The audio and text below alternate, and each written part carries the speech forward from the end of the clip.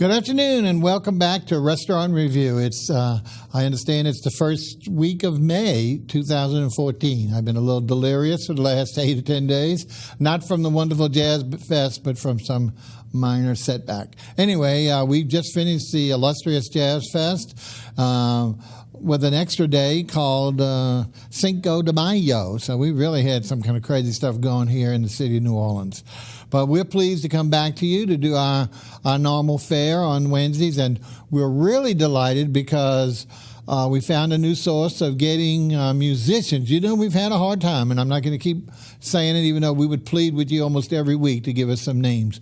But we found a source, and I can't say what it is, but it's giving us a plethora of musicians to appear live on our show. So we feel whole again. Instead of going back to the archives, we now can bring you a live musician as well as the live chef from the new restaurant. So let's go ahead and meet the young lady who's come into the studio, and her name is NESSIE. Welcome. Hi. Hi, Bob. Good. Tell us a little bit about yourself. I know you're not a native, right? It's true. Nobody's a native anymore. They all say they are, but everybody's come from somewhere else. I wouldn't lie. I'm from California. California. In the Bay Area. Oh, well, your horse just won the big Kentucky Derby. Anyway, so how long have you been here with us? 1 month. 1 month? Yeah. Wow, how did we find you in 1 month? Wow. Anyway, well, tell us what brought you here.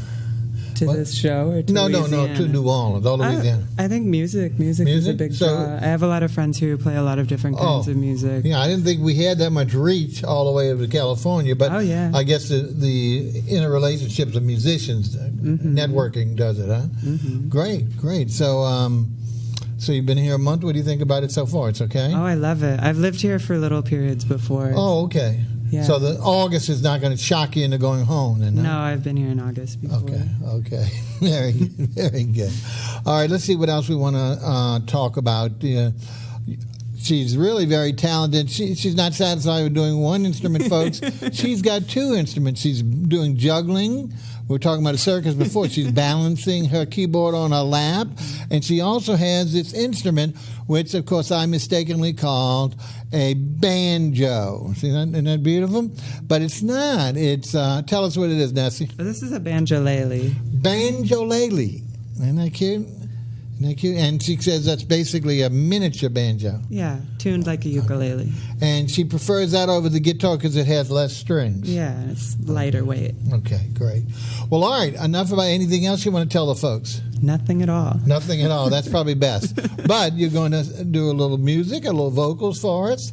And what's going to be the name of your first song? This song is called Hearts of Palm. Hearts of Palm. It's a delicious in a salad. It is. Great.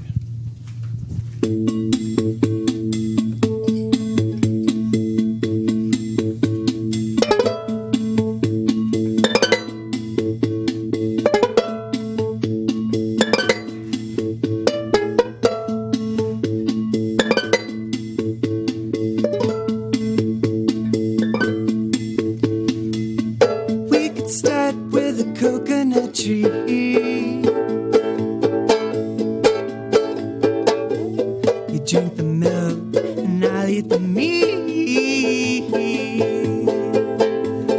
Crawl down head first, carve out the heart. We won't choke 'cause our teeth are high.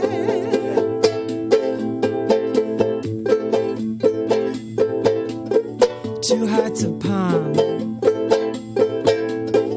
are lost at sea.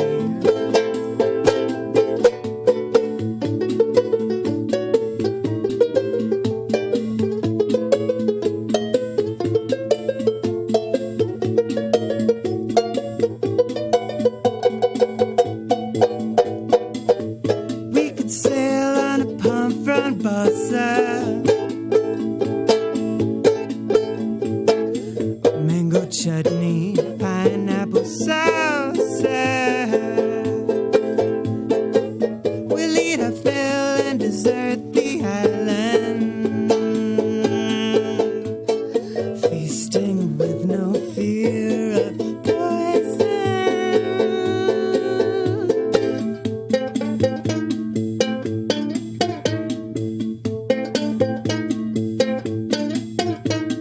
Two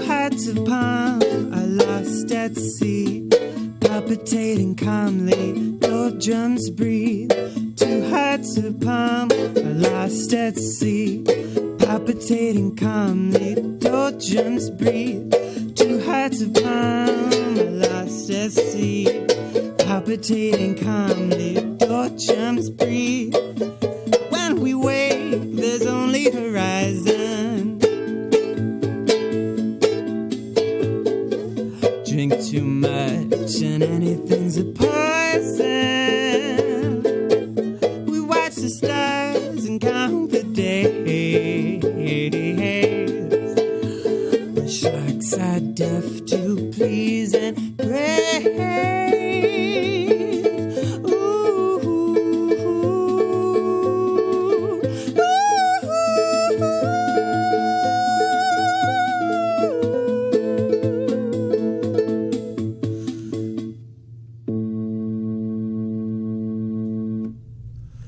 Okay, that was Nessie from California, and been here a month, and she'll be back to do two more songs a little later on the with banjo lele. Hopefully I'll get it right, and our keyboards. So stick around, and we'll listen for our second song. Hearts of Palm, kind of not a definite segue into the restaurant portion, but it certainly involves culinary products. We're real pleased today to have what we call a University District new restaurant on Maple Street, which hopefully you all know predominantly runs between Broadway and Carrollton. This is down almost toward the Carrollton Inn, or maybe 4 or 5 blocks. It's a typical New Orleans house, lovely home, that has been, I have to admit, converted and been in several restaurants since back in the 80s, some very upscale dining to as low as even a sports bar. We've got somewhere in between now, but what's good about it is it's following the trends of today, and that is sandwiches. They, everyone knows it. Upscale. Everything is upscale, whether it's a bar with upscale food, small plates and sandwiches. That's what we're having here, small plates and upscale sandwiches. And the actual name is a killer, and that's called the Sammich. And, of course, pronounced by, I guess, one of our local folk gave that spelling and pronunciation, but I think most of you all recognize it as a colloquialism for our po' boy sandwich for the most part. Anyway, we're pleased here today to have the owner and executive chef, creator of the sandwich, Mike BREWER. How you doing, Mike? I'm doing great, Bob. Thanks for having me on. Oh, we appreciate it.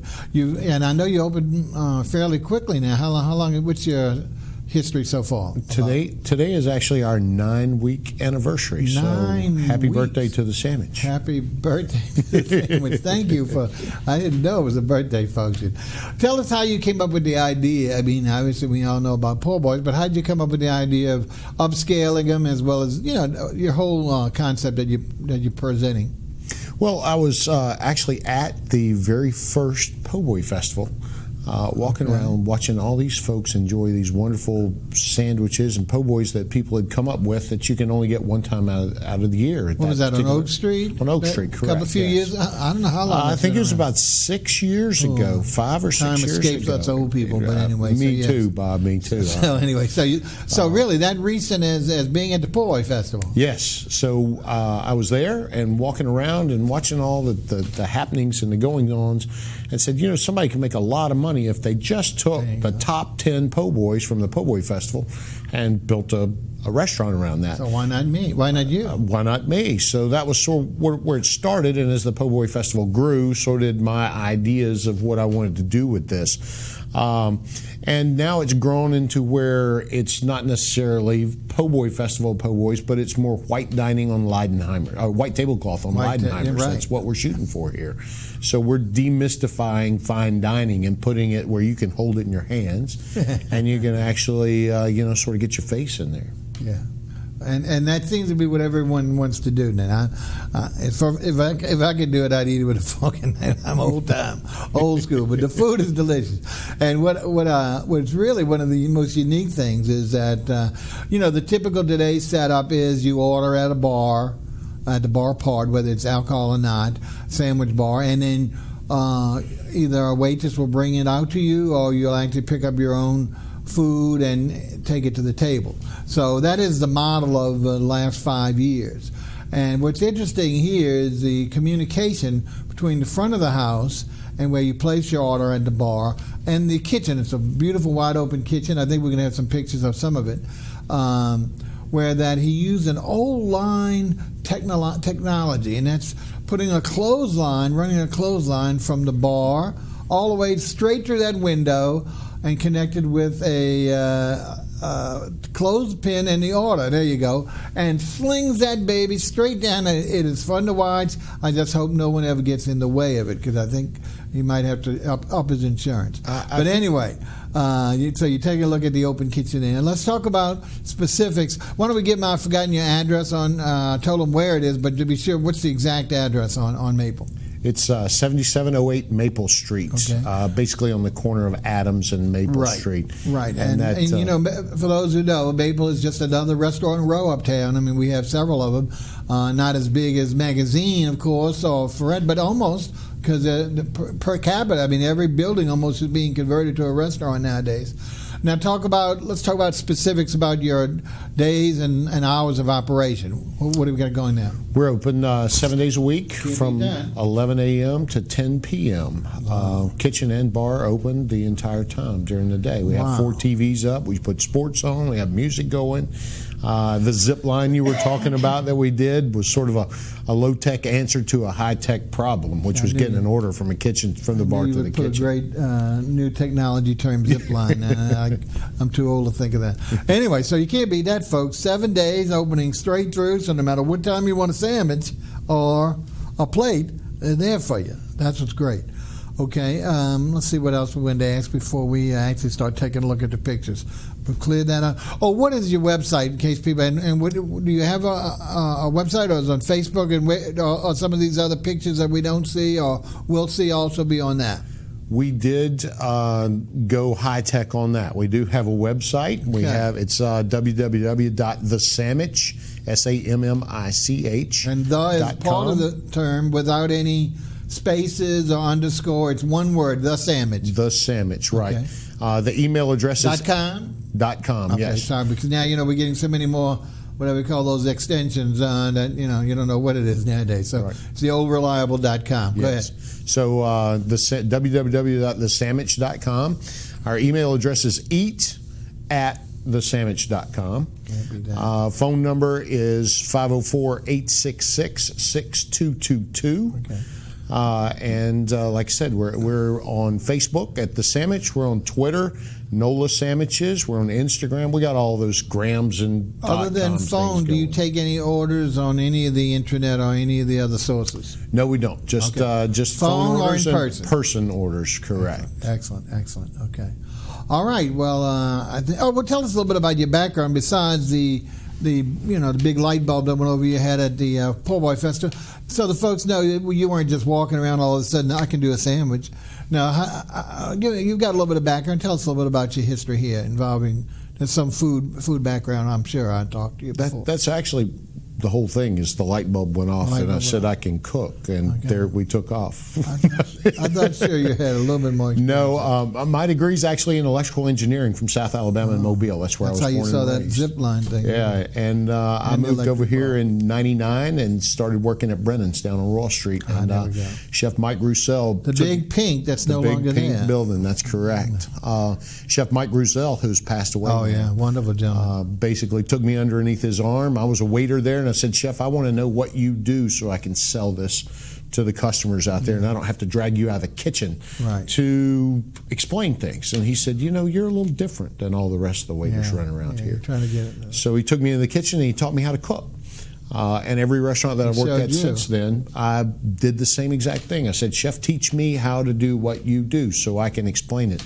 And now I've taken all that and sort of put different spin on it. I was the executive chef at a restaurant called Jackson, 1910 Magazine Street. We had him on our show, and we had him for our dining club with the first incarnation. I was the first incarnation at Jackson. It was wonderful, great. I forgot the folks were from someplace like Washington or Oregon. They were from Midwest. No, that was the second iteration. The first iteration was a local attorney here and myself. Yes, we were the two mixed up. owners there. But anyway, the food was excellent. and it was, and then of course it kept changing hands, and with each change, it really kind of went down a little bit more each time. But from there, I went and was at Commander's Palace. I was the wine and liquor manager at Commander's Palace, and then I went and helped reopen Charlie's Steakhouse when it opened. I was the executive chef there, and now we're on to the Sammich. So, well, you stepped up now. Anyway, let's go ahead and show you what he's talking about. Some of these great, like I say, small plates. We're going to look mainly at small plates first and po' boys, because small plates can be salads, they can be entrees themselves, but they're not presented between some sandwich bread. They might have bread accompanying it, but not sandwich. So let's take a look at the first item. And I think it was, I've forgotten which order it is. Let's see if we can bring that up. How could I forget my favorite? The Return of the Deviled Egg. And there's only everyone's starting to put that on their menu, and then half the time, and I have to admit, these people were guilty of it too, that the first 3 times I came, they didn't have it. So that seems to be a theme, that we're putting it on the menu, but when it's never available. So that doesn't help me at all. It just gets me irate. So I was so pleased on the last visitation, which was just last Saturday, that we had. And look at this great, I wanted more. This is a regular serving. You didn't do anything special with me, right? This is a normal habit? That's correct. It's 6 half eggs, and it's stuffed with crab meat, cornichones, which are little bitty baby pickles that are so good. Baby pickles, and we put capers and smoked paprika, and I make a caper dust that we put over the top of it. Caper dust. But that's, being out of it the first couple of times you were there, sort of a testament to the fact that we use super fresh ingredients, and when we're out, we're out. And, folks have been very understanding. Well, that's great. Regard. I mean, it really was great. I love of course, crab meat, brings anything up a notch, I think. I agree. And then put the other end of cornichons, which is just, I love a pate, and that's the only time I really get cornichons is on a pate board or something like that. Something like that. So it's really, really good. I didn't know it was paprika dust. I thought it was just paprika, but... Well, smoked paprika, caper dust. Caper dust. Yeah. Yeah, because I don't remember seeing even chopped up any capers, and how can you chop a caper? They're so damn small, Anyway, folks, if you like me, and what a great way to start. I mean, 6, my goodness, no matter how many you got at the table, for the most part, you can feed them at least half of an egg, so what a great starter. And it's just so perfect for today's meal. All right, so we finished plugging Bob's favorite, and they got a couple more that I really like too, but that was really dynamite. All right, let's see. And I think the next thing is another one of my favorites. Is this the beets? I believe it is the beets, yes. The Return is another thing. We grew up on beets, and then all of a sudden, back, I don't know when it was, around 2000s, they disappeared. It was like cancer. You couldn't find beets anywhere, not in salad, not as a side. And in just last 10 or 15 years, it started coming back in salads, coming back in roasted. Well, he does an unusual presentation here. He does this with a lot, which it's not really good for you, but flavor-wise, it's dynamite, and that is he fries the beets. Is that right? That's correct. We start with red beets, and we roast them in the oven until they're nice and tender. Peel them, dice them. We toss them in a little cornstarch, and we deep fry them in, get this, Bob, duck fat. No wonder. Look how beautiful those are. Then it gets a little jalapeno aioli to dip it in, so you get some sweet and spicy. You see a little sea salt sprinkled on top there. On top. So you get the sweet, the spicy, the salty, and we try and hit all the... You see, and I almost didn't try the sauce because I thought it was a typical ranch dressing. What they usually put with the buffalo stuff is horrible. But absolutely just the almond, lighter than typical and great flavor. So it was really a delight, either by themselves or with the dipping sauce. So I was really surprised that this was a double whammy here. So very good. So if you like beets, or hopefully you do, I know some people don't, but try them because it's a different flavor with frying them, and especially with the other ingredients on top. Okay, now let's see. Let's move along, and I know we're gonna. I've forgotten what's next. I think you got some corn salad coming next. I think there's something before the corn salad. Let's see if we can knock this out. Yeah. Brussels sprouts. Yes. This is one of my post-Katrina developments. All of my life, I never ate a Brussels sprouts because they always smelled. I just didn't like. Even though I would eat cabbage, cooked cabbage, I would never eat that. I always called them cabbage bombs or something. I don't know what I had a name for them, but they were just horrible. And then a little place around my house after Katrina opened up, and they started on happy hour serving roasted Brussels sprouts.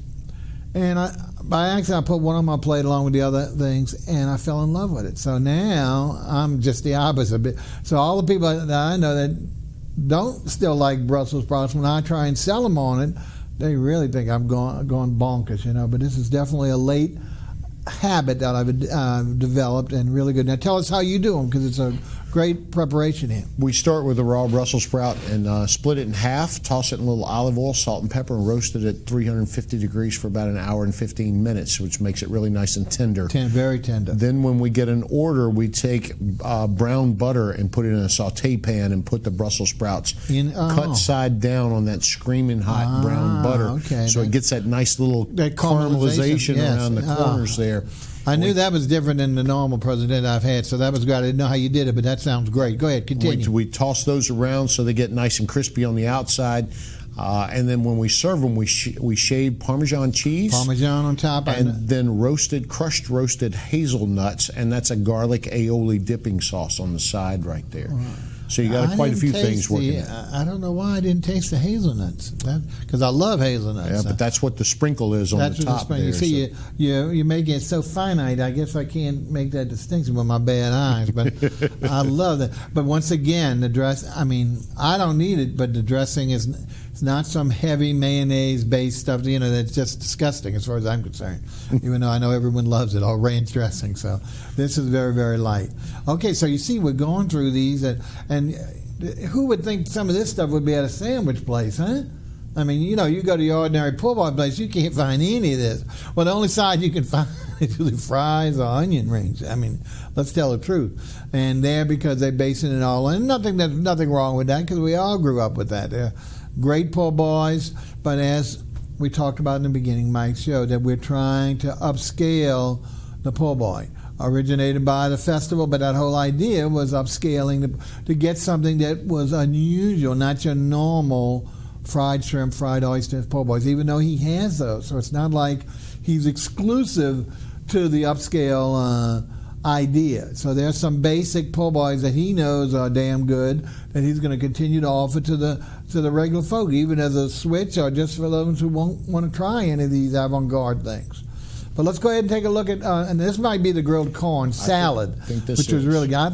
The beet was a salad to me. Is that what we got up here? Yeah. That's the grilled corn. Oh, boy, I tell you, folks, this is good. Now, it's served chilled. Some people said, tried it with me. Oh, I thought this was like my chill. I thought it was going to be heated. I said, well, no, it said salad. It's cold. Salad is cold.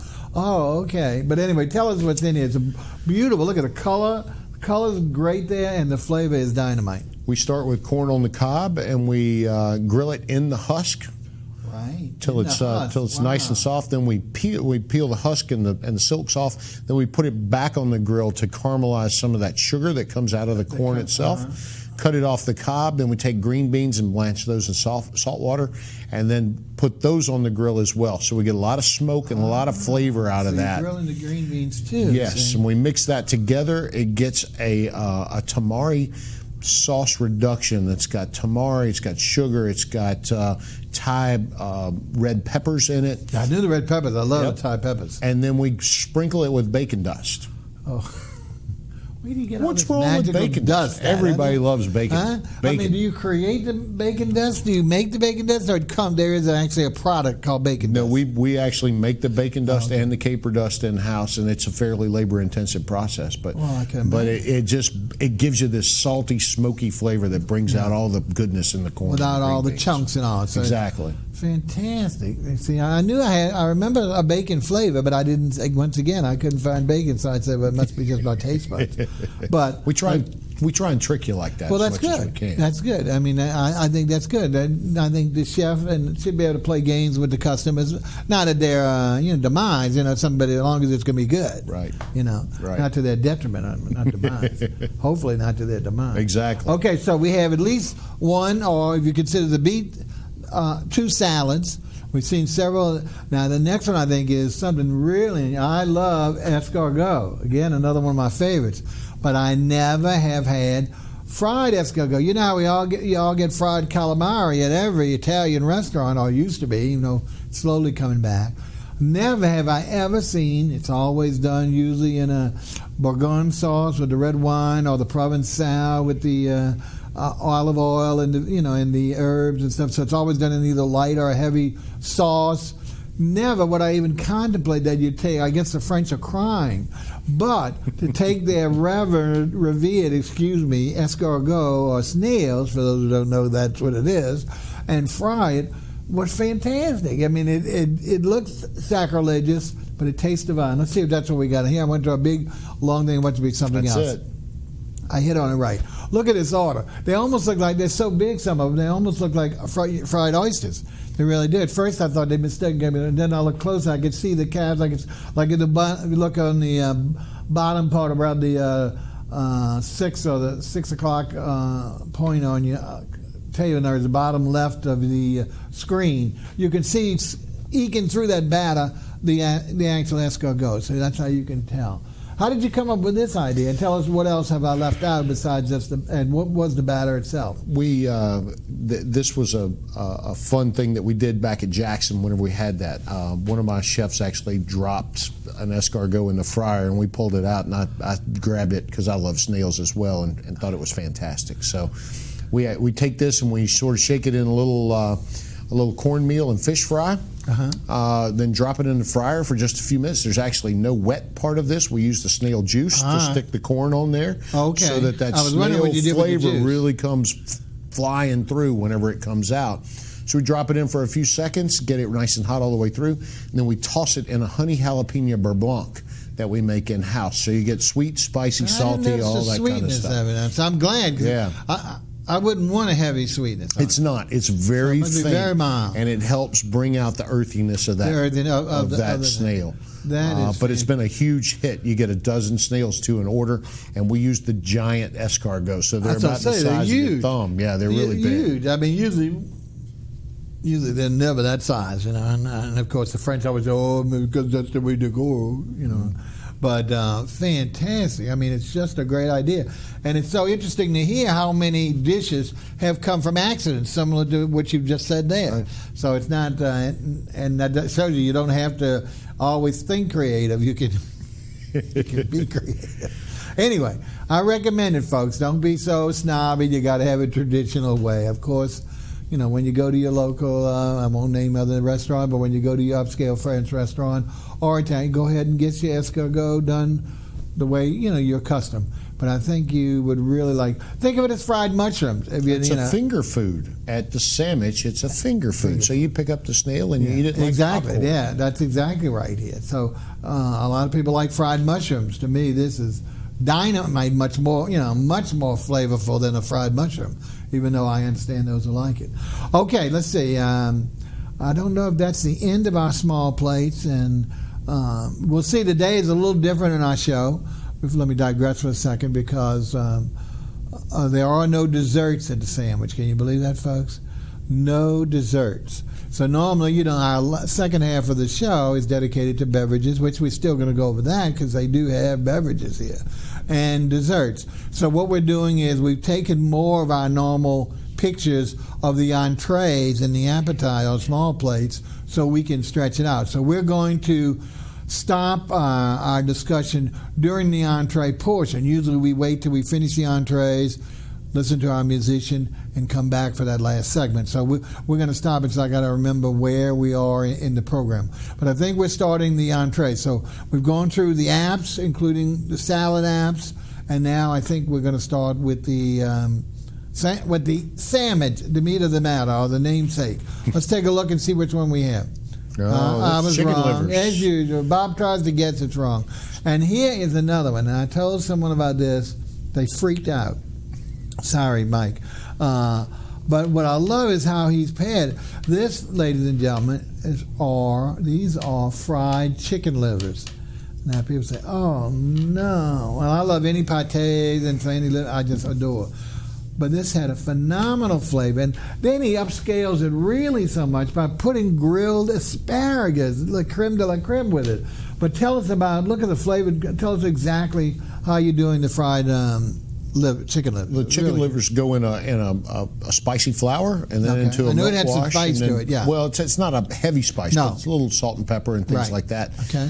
So a white and then wash and then white, and then we drop them in the fryer for just probably 45 seconds to a minute and a half, somewhere in there, depending on the size of the livers.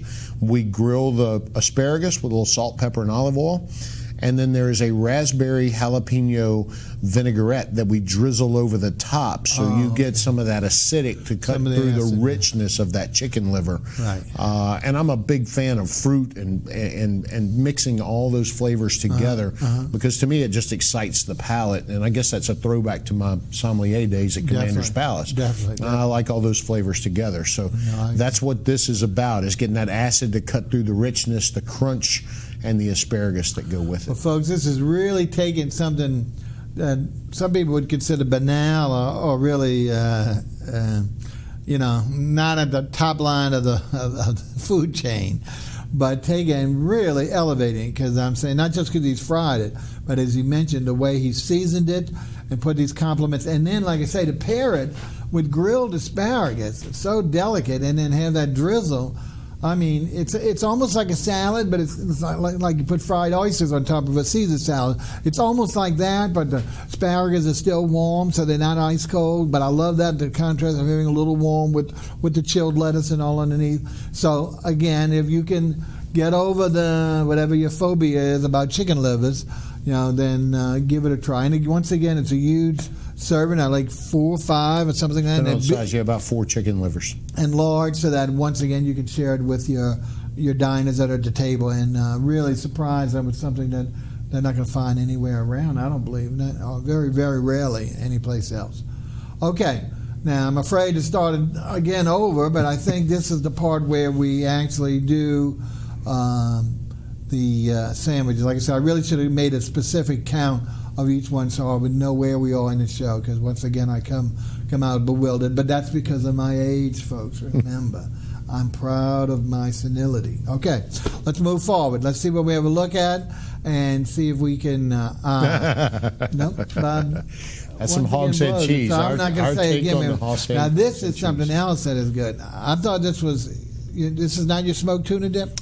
No, that is the hogshead cheese that we're looking at right there. I can see the bell peppers and the onions and that in the picture. I usually don't like hogshead cheese, so I'm very, very snippety about it, especially like if it has any hogshead cheese that has gelatin, I won't eat. And that's why we don't put it in there. And that's because there's only one other place locally that I know that serves it without a gelatinous mass, as I call it. And then yours was the one, that's why I tried and loved it. So tell us what you do. Well, we knew you were coming in and you didn't like the gelatin, so we fixed it that way. But I'm like you, I don't like that texture as well. So this is actually a pork shoulder that we cook down and shred. Okay. We take the juice from that, reduce it down so it's super concentrated, super rich. It gets yellow peppers you can see in there, red peppers, jalapenos, some fennel, some tarragon, some rosemary and thyme in it, a lot of some sriracha, different spices, that kind of thing. And it's served more like a spread as opposed to a traditional hogshead cheese that you can slice. That you slice, right. That's what I noticed. That's why the crackers are there for you to spread it on. And we actually use toast points now that we make in-house. Excuse me. We upscaled it again. We're upscaled again, exactly. Wow, you can't watch him, folks. He said he was tricky, see? He's admitting to being tricky.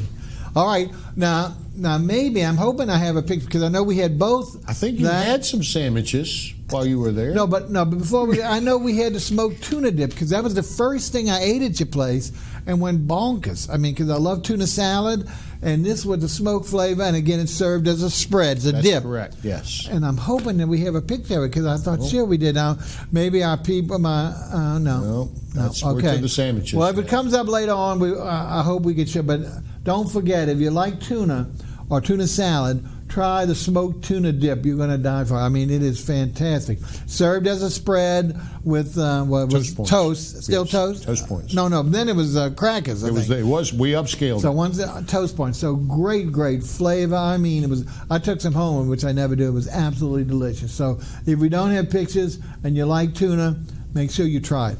Now, this is something what really brought him into notoriety. You know, he was talking about upscale ideas, the light bulb and a different type of sandwich. Here is the one that really made him famous, and that is This is a half sandwich, of course, as you see, because you say, oh my goodness, those aren't poor boys, those are mini poor boys. This is a half sandwich, and guess what's in it, folks? Lobster. My favorite, lobster. Tell us how you do that, but this is not your ordinary just boil and kill the lobster and put the butter on it. Tell us what you do here. We take lobster claw and knuckle meat, and we batter it in a tempura-style batter, and then drop it in the fryer for a few seconds till it gets nice and crispy, and then it gets a Thai mango butter over the top. Everybody loves lobster and butter together, right? So I tried to accentuate that and put a little sweetness of the mango in there to help out that, to bring that lobster flavor to the forefront. And this is the half. There's also a whole. So this is a 4-inch, and a whole is an 8-inch. Right. So it's amazing. I mean, whether you'd have to really be super hungry because this is quite filling.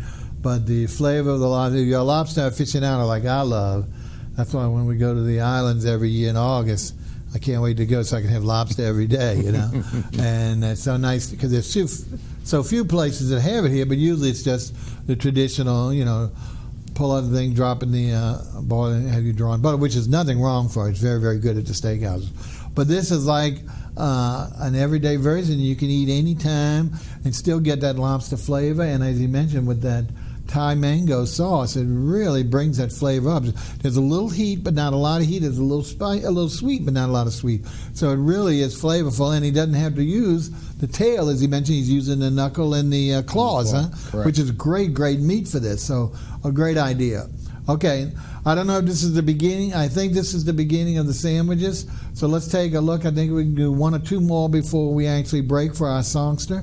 Now this is one I didn't think that we would see there, because it's getting much more commonality, I hate to use that word, but much more appearing at restaurants or sandwich places that you really wouldn't think, and that is the famous Cuban sandwich, which before Katrina was few and far between places that you could get it, mainly at Cuban groceries and stuff like that, not really at restaurants per se. Tell us what you do for your Cuban sandwich, please. We start with Leidenheimer's bread and yellow mustard. We use 3 different cheeses, a provolone, a mozzarella, and a Swiss. Very good. Chisaisi sliced ham, and then we take a pork shoulder and cook it in-house for about 12 hours till it's falling apart. We shred that, put it on it, and we use pickled banana peppers as opposed to dill pickles on there. Dills, so it gives you a different flavor to it, and the crispiness you can see in the bottom of the picture, how the cheese comes out nice and crispy. The sandwich is really crispy, so you get a lot of texture difference whenever you bite into that. Correct. Well, again, like I say, I fell in love with Cuban sandwiches years ago. Unfortunately, I ate it in Cuban places, and today, you can't replicate that, because their big deal there is their bread. They, for those that don't know, their French bread is devoid of the yolk of an egg, so it's almost white, almost crystal white, with just a little tinge of brown. So it's a whole different flavor and consistency. So unfortunately, I always have that. When you first taste, you like it, you really ingrain that. But as a different subject, if you don't think, well, it's got to taste real Cuban. The bread is fantastically fresh and tender, and of course the multiple cheeses and the idea of changing up the pickle rather than your standard just dill pickle is really a great idea. Okay, well, we're going to pause here because, like I said, I'm afraid we're going to want to get too far ahead of ourselves. I do apologize if we don't have that smoked tuna that I was bragging about. We want to refresh, and we will repeat it when we come back. We're so pleased to have Mike BREWER here. He's the executive chef and owner of the Sammich on Maple Street. It's been open today 9 weeks. Happy birthday, the Sandwich. Yeah. And open for your convenience 7 days a week from, 11 to 10? 11 a.m. to 10 p.m., 7 days a week, 7708 Maple Street. So he's cranking them out. And like I said, it's just fun to go to People Watch as well, because you've got that great trip line or whatever they called it, just to watch them send the orders from the order taker to the order receiver, the chefs in the restaurant, in the kitchen. Fun. Now, when we come back, we're going to go ahead and finish off the sandwiches that I promised. Also talk about beverages, because he's got a full bar there for you folks. So, it's not just, I just got sodas and maybe one beer or some. He's got some nice things to give the different flavors that you're putting in your food to have a great complement for that. So now we're going to switch on over If you remember from the first song, we have a lovely California transplant, Nessie, who is so talented she uses two instruments, a keyboard on her lap that she juggles, and the banjo Laylee, which hopefully you'll understand now. I don't know if she does that with every song, but the only way to find out is to ask Nessie what's her song, and she'll name it for us and go right into it, and we'll see you when she's finished, okay? All right, this is a song called Wild Fermentation.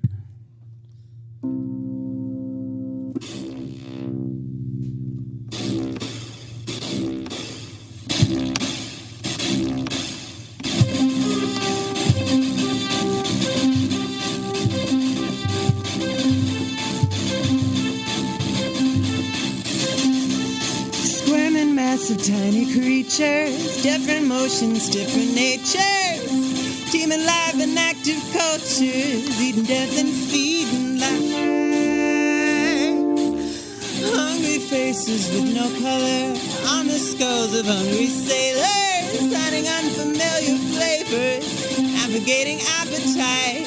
Boil the milk to make it cleaner, saccharin to make it sweeter. Consistency is so much better, has to taste the same each time. Wild fermentation, wild fermentation, wild fermentation.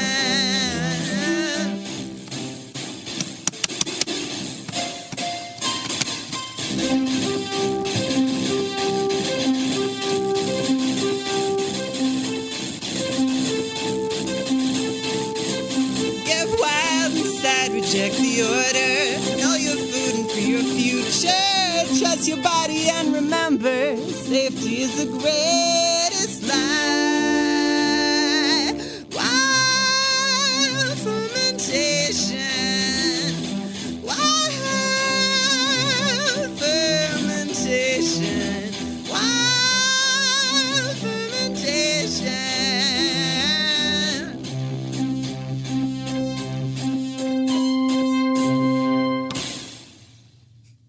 Okay. I missed the beginning, but I guess the name has something to do with wild fermentation. Would you? I think so. You fermenting things over there? Is that beer? Is that, what, I'm not sure what she's fermenting, but obviously it's a catchy little tune.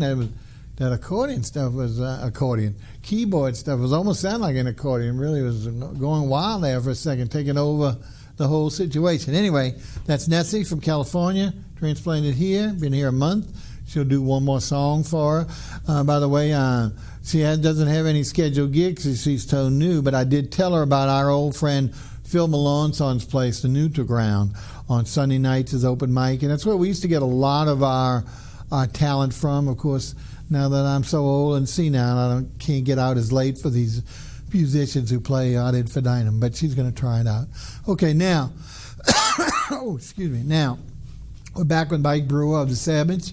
And as we mentioned, we're going to pick up where we left off on the entree sandwiches, and we'll finish up with some beverages and then throw it back to Nessie. So let's take a look and see what we just finished that Cuban sandwich, as we talked about, which is not unusual. It's getting more and more airplay at a lot of the restaurants. Some not necessarily in character, but as long as it tastes good, that's all we should be worried about, right? Okay, let's take a look at our next sandwich, and hopefully it's something. This is, and you're going to have to tell me what this is. Rabbit, braised rabbit. Rabbit? Okay, didn't look like it from this angle. Here's one of the really most unusual ones you're going to find anywhere. I think there's only one other po' boy shop that I know in the city, and it's really not in the city, it's in an adjacent parish, that does a rabbit po' boy. You know, I love rabbit fricassees, and I've had other dishes with rabbit, but never as a po' boy other than at just one other restaurant, other sandwich shop. So why don't you tell us how you do your rabbit here? This sandwich is actually a testament to the white tablecloth on Leidenheimer's, because the inspiration from this came from Dave Slater, the executive chef at Emeril's. He did a braised rabbit dish one night when I was in there, and I asked him, I said, Dave, can I put this on Leidenheimer's and call it a sandwich? And he said, do you want the recipe? I said, no. I just want to be able to try braised rabbit sort of the way you're doing it. So this is our take on Emerald's dish. This is, we braised the rabbit for about 6 hours in New Belgian triple beer. Now, do you use the breast? We use the whole rabbit. The whole rabbit. We start with 4 whole rabbits and some Trinity, so the onion, bell pepper, and parsley, and we saute that down, add the rabbits, pour the beer on top, put that in the oven at 250 for about 4 hours till we can just peel it off the bones. So it goes on Leidenheimer. We take green tomatoes and horseradish and cook those together and puree them and make a mayonnaise out of that. Put the rabbit, lettuce, tomato, and then there is a grapefruit gastrique that we drizzle over the top to elevate that a little bit. And like I said, that's all a testament to Dave Slater. Yeah, well, excellent. Well, I mean, I love it because, I mean, like I said, to get something fancy like rabbit, it's so rare, I mean, other than if you go out Southwest, in any format, but specifically on something we know so well as a sandwich. I mean, it really is worthwhile talking about, and of course, even more importantly, tasting. So, if you're not a squeamish about wild animals, etc., or something like that, please give it a try. And I know if you've had rabbit in any other way, you'll see it is exactly as he said. So tender. Some people say, "Oh, those wild animals, they're so tough. They have a tough smell. They also have a tough consistency." Absolutely no smell, no odor at all, and I'm telling you, almost considered as thinner than some of the roast beef that you get on a sandwich. So that's what's good about it. Like a pulled beef or pulled pork sandwich, it's that kind of consistency. Nothing tough at all. So really great. Okay, and now the next one is also, I would consider, a very unusual po' boy or sandwich, and let's see if we can make sure before I say too much. And this, folks, we're bringing our dining club to Mike's restaurant next Wednesday. We always do it the Wednesday after. And one particular lady, although I do too, so pork belly. Pork belly has really kind of risen to fame again in New Orleans, maybe about 5 to 10 years ago, with some of the restaurants doing some of the southwestern meats and taking some of these other fine things and cooking the meats down and stuff like that. So pork belly has really risen to prominence again. But never have I seen it on a sandwich. So tell us about this, and just look at those colors, how beautiful! It's almost like Mardi Gras in a bread. This is sort of a testament to the Vietnamese population here in New Orleans, because I'm a big fan of pho, which is their classic soup. Right. And I've always heard, my father always told me that things might be messed up as a soup sandwich. A soup sandwich or a football bat, those kind of things. So I decided that I was going to make a soup sandwich, and that's what this is. We take pork belly, we cook it we sous vide it, which is a very low temperature cooking technique, for about 16 hours. We take it out and we fry it so it's crispy on the outside. We take bean sprouts, carrots, cilantro, Thai basil, and we mix that together with all the classic condiments that go into Vietnamese pho. And we put that on top. So you get all the flavors from pho, but you get to hold it in your hand and eat it as a sandwich. But I've been running down that's fantastic, because for those who know, I mean, Vietnamese food has gotten so popular finally here in New Orleans, and it's because of the tremendous variety and quality of their vegetables. It really is, because I mean, the basic broth is just beef broth, so it's not like some secret ingredient. But the real ingredients are the freshness and the quality and quantity of vegetables that they accessorize with it. So you've taken it, instead of putting it in a bowl of liquid, and been able to put it on a sandwich with the pork belly, which is so exquisite. It's just really cool, because it's just not julienne. I don't know the proper names of cutting, but the way you thin them all out, all the vegetables, it's just perfect for the crispness of the vegetable to shine along with the pork belly. So there you go, two folks that I think are very, very unusual and well worth your visit. Even if we haven't tempted you with some of the small plates and some of those others, then and you're not interested in either one of these, then I don't know. Well, we do have some, like I say, some regular. We're not going to be showing many of the regular po' boys, because one is you can get some in a. We want to distinguish this place for the uniqueness of these upscale sandwiches. So, and if we have a little time before we close, I'll have Mike just rattle off. He doesn't have every regular po' boy you can find, because his focus is here.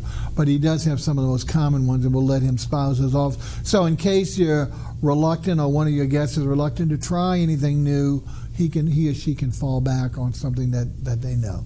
All right. Now the next one I think would be the last one, which not the last one, but kind of another take on the last one. I mean, we talked about fried oysters, and he does have a fried oyster, as they'll tell us, poor boy. But if this is the correct one, and I'm remembering, he calls it oysters and brochette.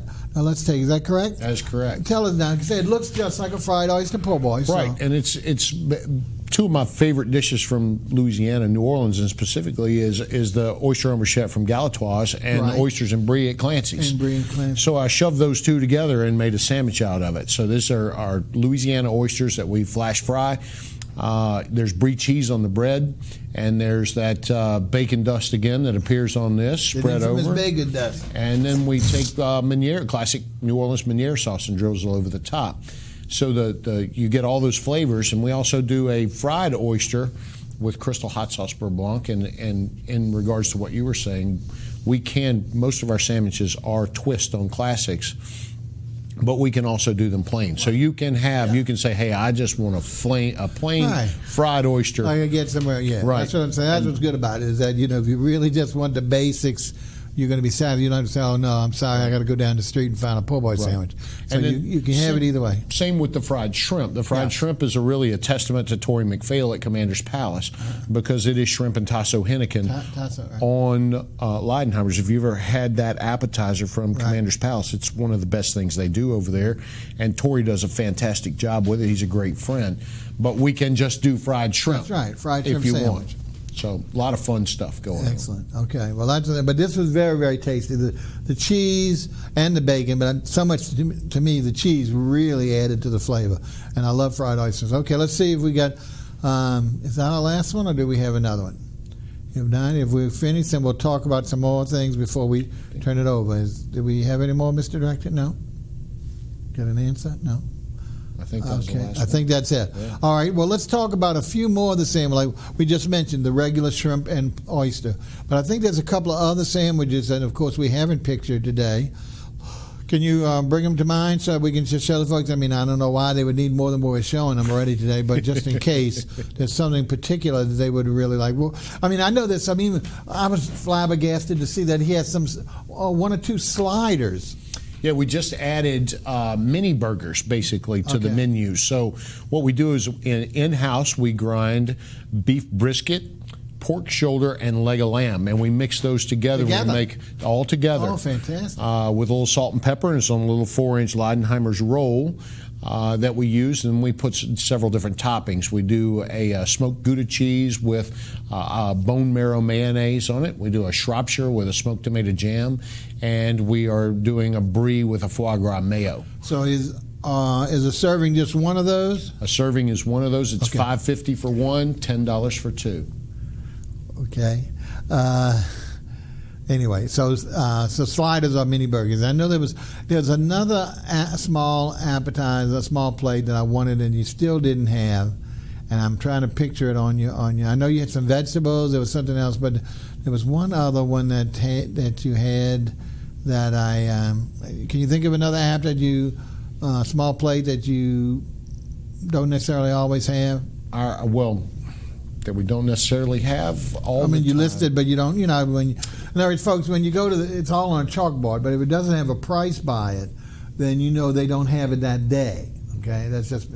And there was one, like I said, my deviled eggs traditionally was never, unfortunately, available.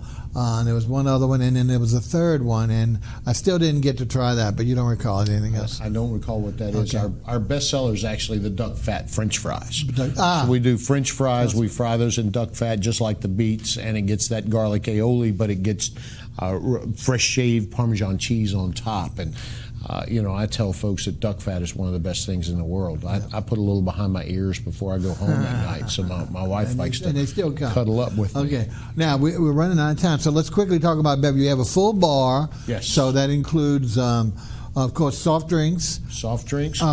Teas. We have 50. Don't do it on a palm. That was my only major objection. But I got a cranberry tea. Huh? No lemonade. We're going to fix that for you. Okay, good. I do Boston tea, so I'll do your cranberry juice in it. That got me through. But yeah, it'd be great if you could do it on a palm.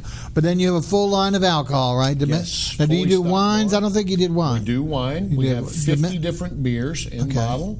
And Right. we have 20 wines by the glass. And a domestic or just and foreign? We go all across the world with everything. Right. I think only apropos because of the upscale of the food. Some of those a fine wine is going to go perfect with that sandwich. And it sounds absurd in the saying, but at the same time, it's the quality of the taste mixing and pairing it with a good wine. And to me, we showed the rabbit earlier, and it's got that grapefruit gastrique. Well, a nice glass of Sauvignon Blanc that has that grapefruit to it goes really well with that, and we do have Sauvignon Blanc. Okay, well, we had to rush Mike through the end because I guess I took too long with regard to the entrees. Once again, we want to thank Mike Brewer. Make sure you visit today for the 9th birthday or anytime thereafter. Remember, they're open 7 days a week, so you can't miss them.